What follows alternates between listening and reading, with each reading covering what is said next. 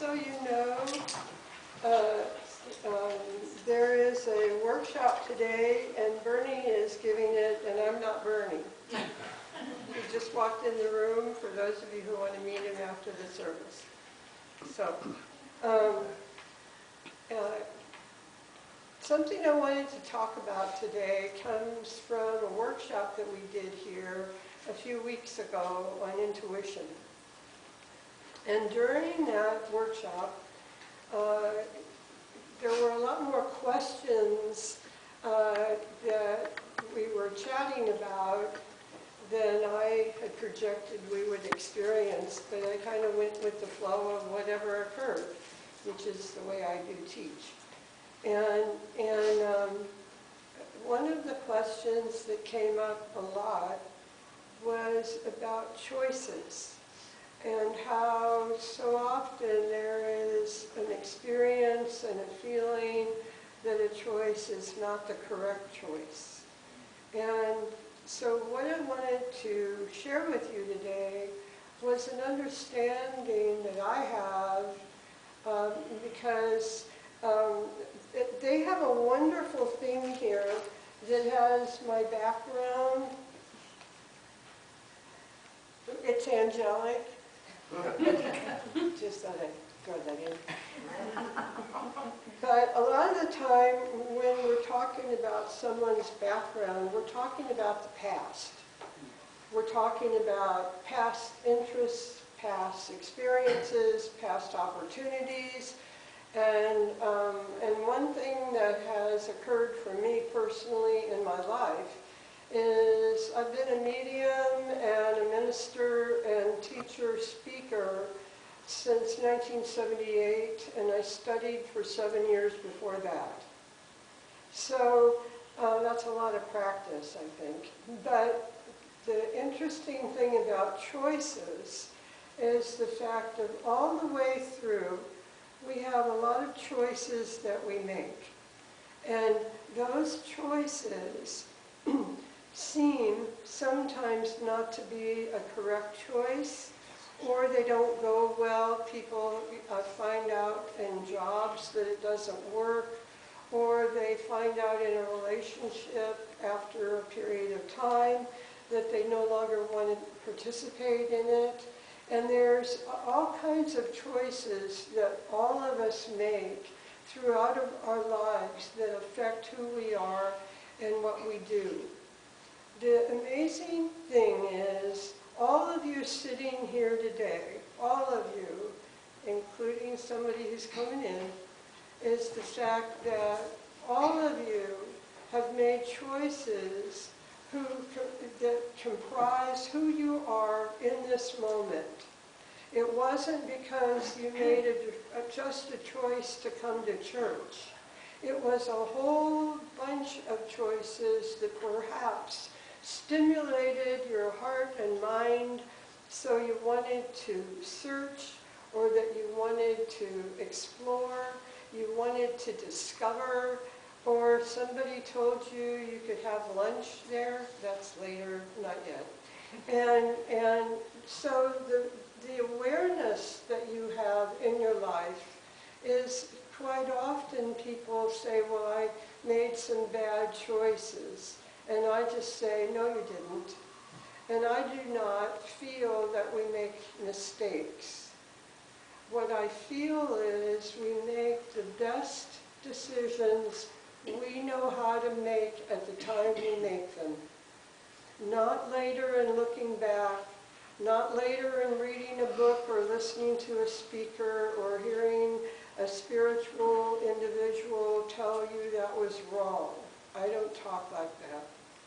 And I have been fortunate enough to be around teachers and other people who didn't talk like that.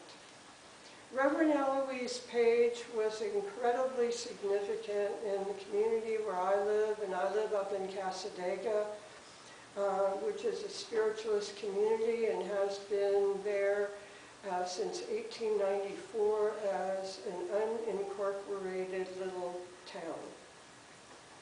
And the amazing thing that Eloise provided was classes in natural law.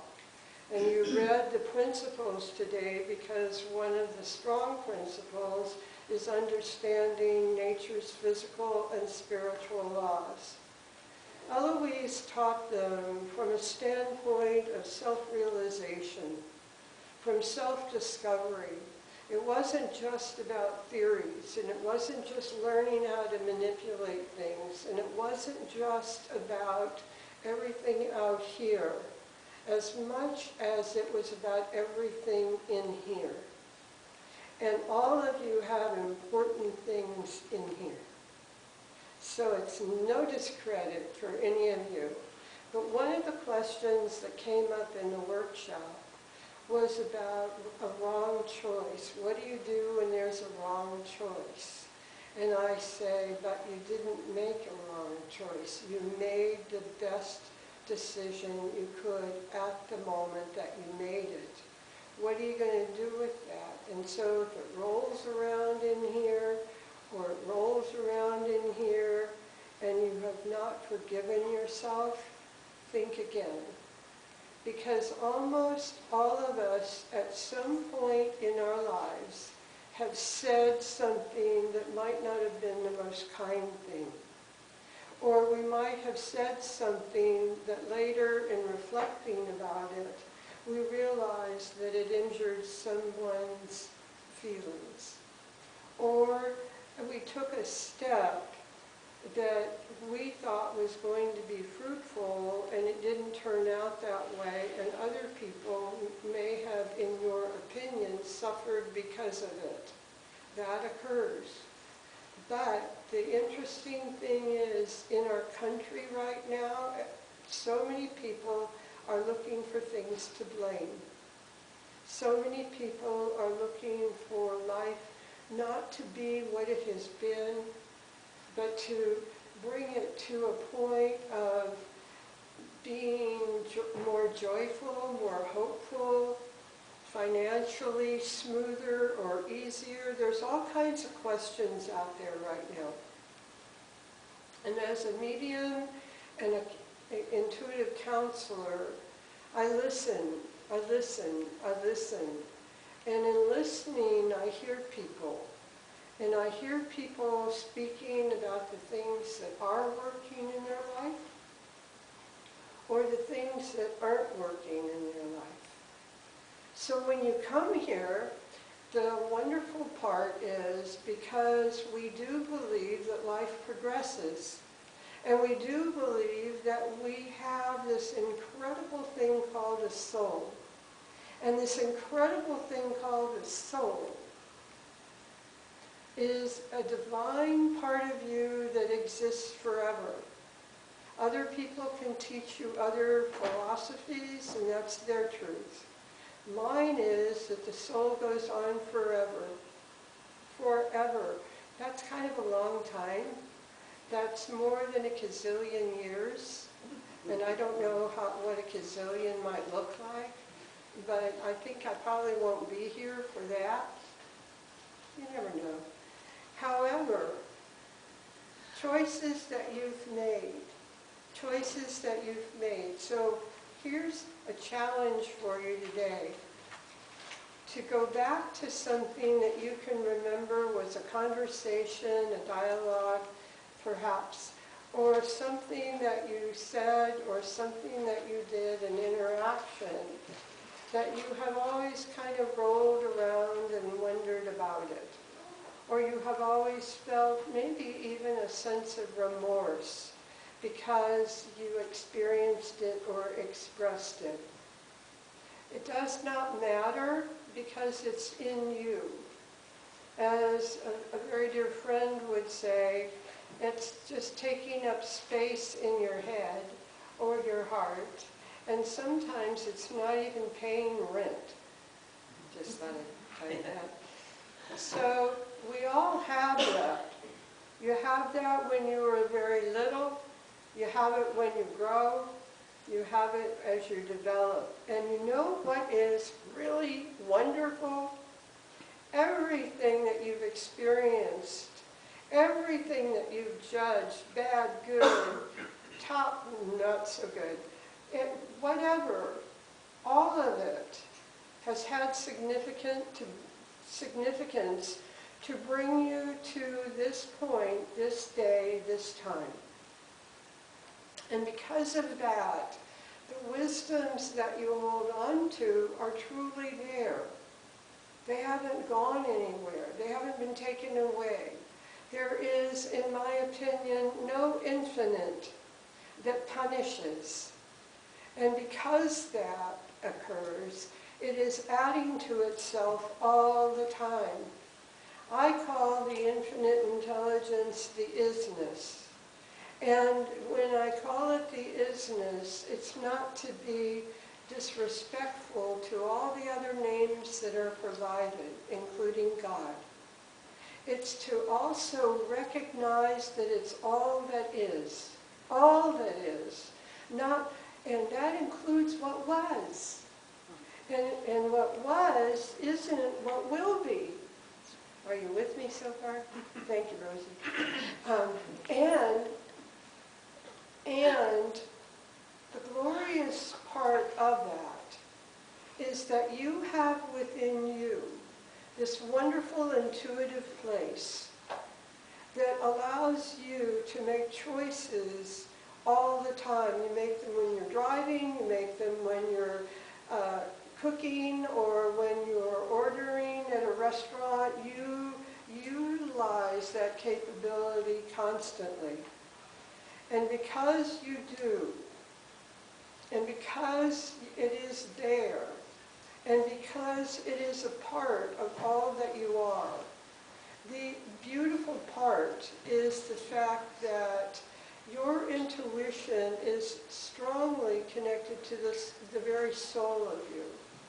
The soul of you doesn't, in my opinion, make choices, but it knows when you're not creating in your life.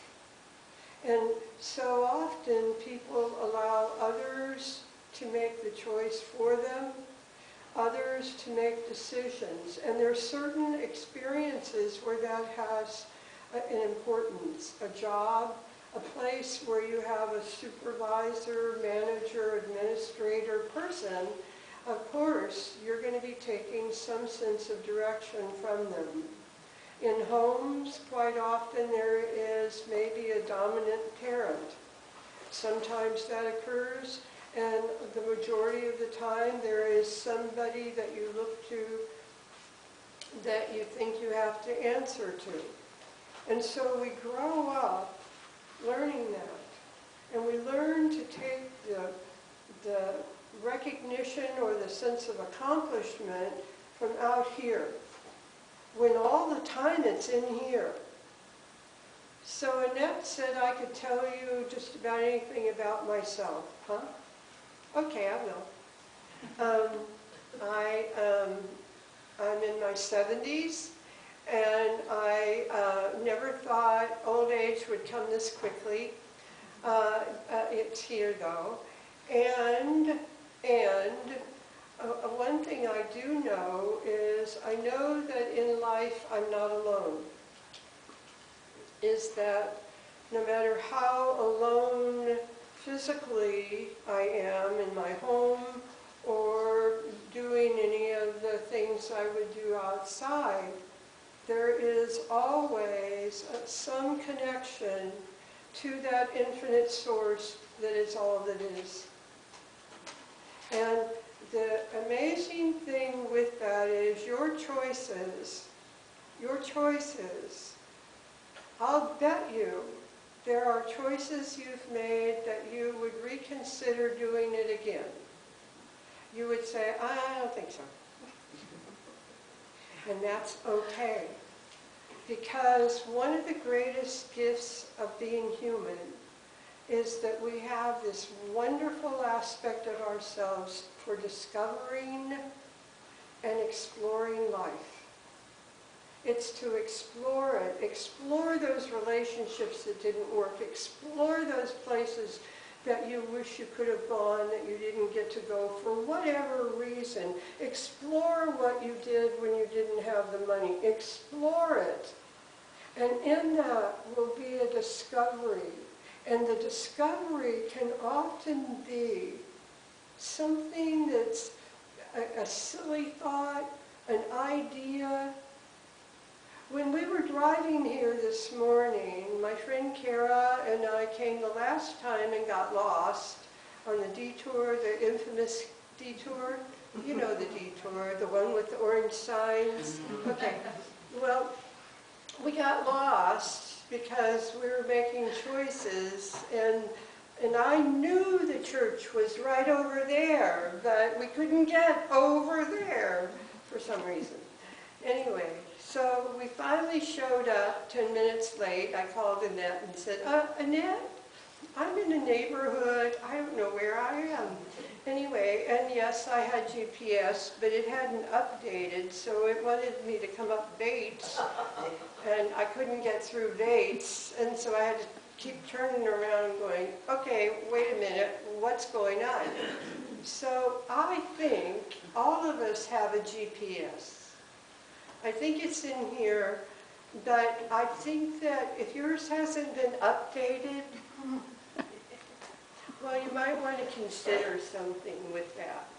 So today, she copied out some directions that somebody here at the church gave her, and I went on the computer and I got directions from my home coming up, and I was going to go through that neighborhood because we left going through that neighborhood, and I know you turned right, and then you turned left, and you turned left, and you turned left, and then all of a sudden you were out on University at the light, and then you, anyway, so I knew if I could get over there, that I could get here. Okay, so 10:23, and we're down on Colonial Drive, because now we're working with her directions, because I'm not so sure, because it showed me how to get there taking Horatio and Halve Ranch. Okay, well, you have to know I lived in Orlando for years, and so a lot of the streets, they have diverted and changed, and it's just different. So what do you do? What do you do when life is different? That is the time you grab hold and you recognize whatever your choice is. The soul of you knows creativity. It does not make the choices for you. It will make your choice happen in the direction you're looking, and if you're looking in fear, it will honor that. That the soul of you wants to create, and it wants to create impeccably and joyfully. And the beauty of creating is the fact that you've been doing it since your first breath. You've been doing it all your life. You've been choosing. And then when you thought that you would just give up and let everybody else choose, did they do a good job? Maybe, maybe not. Years ago, I made a choice when I went to school. Didn't do so hot. Flunked out. And you know something that was interesting? The steps that occurred in life after kept bringing me around and around. Natural law that we talk about, opportunities for all of you, all of us, to know who we are, to know how we feel, and to take steps toward having allegiance to that. It's when we don't have it, and we let life make the choices, that sometimes it's easy to try to be a victim. So, over on Colonial Drive, Kara is reading about 417 and paying tolls. Not being real familiar with Orlando, and I'm going, no, we don't want to be there. And so I said, look for the orange signs, you know, the orange detour signs. So we followed them until they disappeared. But at that point, way ahead, we saw a Chickasaw Trail. So we knew we were in the vicinity. Next time you feel a challenge, next time you feel uncertain, next time you really don't know how things are going, be gentle with yourself, because you're going to make choices, you're going to have opportunities, and that very soul of you wants to create, and it wants to create joyfully. We end up making jokes with each other. I told her she was no longer going to be my GPS support.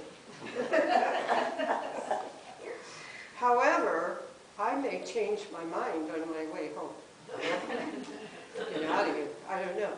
Anyway, in talking today about choices, my purpose is just to let you know one more thing, because I know I have to sit down. That's the hard part. Is the fact that when you make a choice, make it because it gives you a chance. A chance at anything. A chance that might be really little or a biggie. Because the word chance means infinite possibilities. If you think everything you do and every choice that you make is a risk, look up the definition, because risk means possible injury or harm. It's your choice how you focus. And I've been delighted to be here today. Thank you.